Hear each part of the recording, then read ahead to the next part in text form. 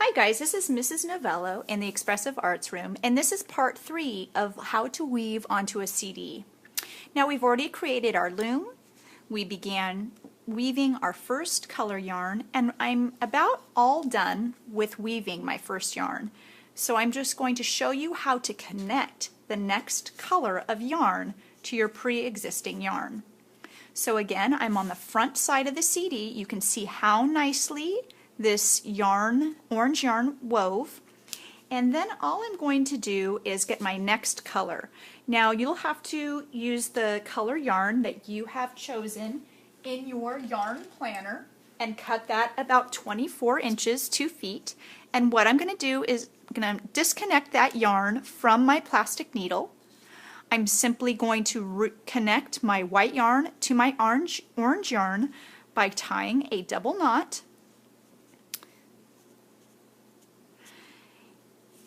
And what I don't want to worry about is I don't want to worry about the frays of the knot showing, because when I weave with this orange yarn, what I'm going to do is I'm going to cover up the strays, the frays, so that they don't show. Right now I'm just going to trim them down. I don't want to cut them too close to the knot, just in case the knot that I created isn't as secure as it needs to be.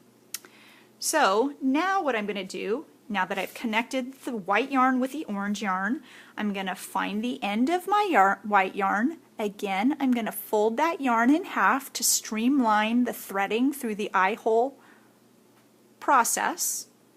Once it's threaded, I'm going to tie that into a single knot, and then I can continue to weave where I left off.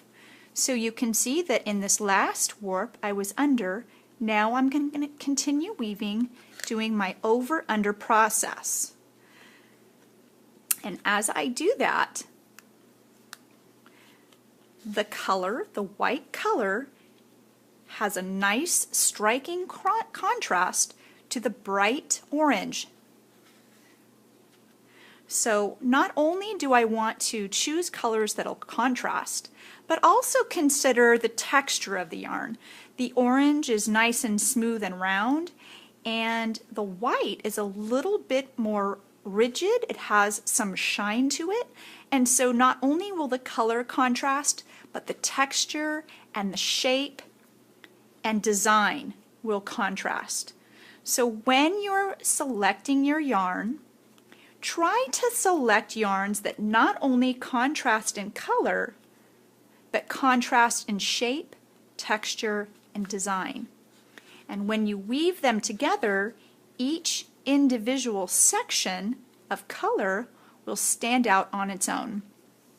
So now I'm at that part where I had my threads of my previous yarn, my knot, and now I'm just going to tuck them under, and I can do that using my hands. I can use my lacing needle to guide that under, but I'm just going to tuck those tails underneath my weaving, and gradually it'll get completely covered up with my yarn. So I'm going to continue this process now with my 2 other colored yarns, and if I still have CD showing, I'm going to repeat that color pattern process until my entire CD is woven.